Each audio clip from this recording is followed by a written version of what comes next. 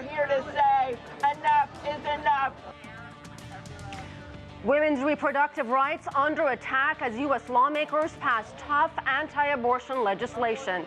Hello, everyone. I'm Asiye Namdar, filling in for Anna Naidu, and this is The Heat.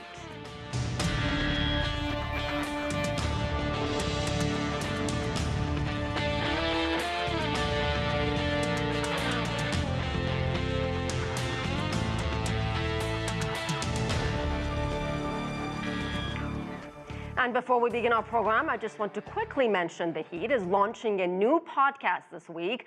More on that later on in the program. But first, activists across the country taking to the streets protesting anti-abortion laws sweeping the nation.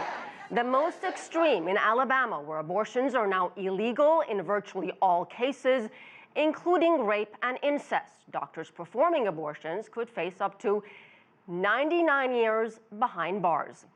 An anti-abortion bill is facing a legislative test in Louisiana, and Missouri's governor could sign a law as early as this week banning most abortions after the 8th week of pregnancy. We begin with CGTN's Nitza Soledad Perez in St. Louis. Dozens of women and activists have gathered here in St. Louis, Missouri to protest the latest anti-abortion law passed in the United States. Missouri lawmakers recently approved an anti-abortion bill restricting and criminalizing abortion up to 8 weeks. Now, many women here are furious about what's happening. This law in Missouri has no exception for rape and incest. And what they are saying is that most females do not know that they are pregnant at that 8 weeks mark. But let's hear it from them here in St. Louis. Sarah, thanks for joining us. Yes. First of all, where are you from and what's important for you to be here this afternoon? I'm from Winsville, Missouri, born and raised in O'Fallon, but it's just, these are human rights, these are women's rights, these are rights that affect everyone. I'm a mother, I have 2 children. It's already scary enough to be walking to my car at night, but what if something happens to me and I have to carry that person's baby? This makes no sense at all. The governor hasn't signed that bill. Do you think that activists and people like you have a chance to call him and actually make him veto this law?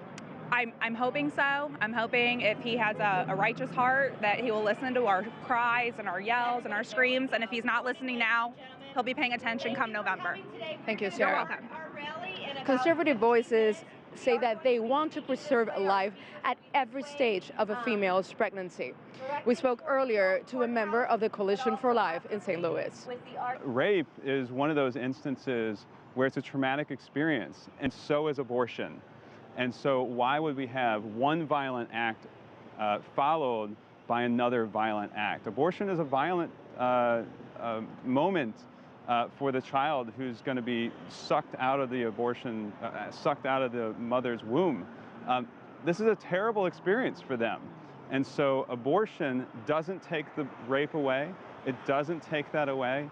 And so what we want to do is we want to walk with them, show them love and compassion, and be able to help them through that emotional pain of that rape. And this is not happening just here. 8 states have passed laws this year limiting the procedure.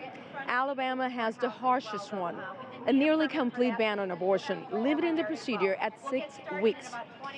The end game for many conservatives is to challenge a 1973 precedent, Roe v. Wade, that prohibits the government from imposing undue burdens for women seeking an abortion. It's been tried before, but this time abortion opponents saw the appointment of Brett Kavanaugh to the Supreme Court as a chance to repeal Roe v. Wade. This fight will continue. There will be more attempts to challenge Roe. Currently, there are other bills seeking the 6-week abortion policy, especially in states like Louisiana and other southern states. So this will continue. Nitza, Soledad, Perez, CGTN, St. Louis, Missouri.